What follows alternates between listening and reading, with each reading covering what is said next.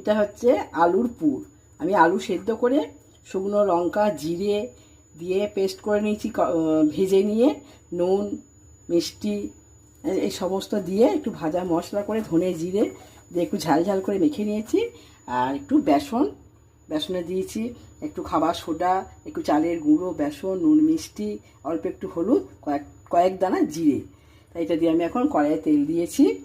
আমি এখন একটা চপ ভাজবো।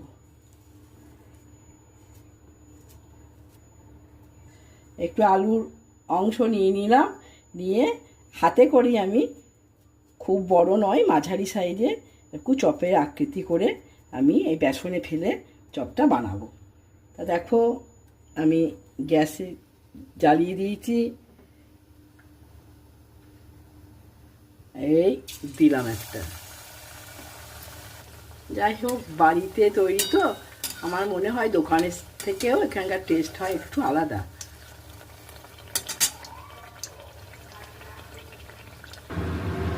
এইভাবে আমি একটা একটা করে এগুলো গড়ে নেবো, আস্তে আস্তে করে করবো। আমি এই রাখছি একটা একটা করে করে।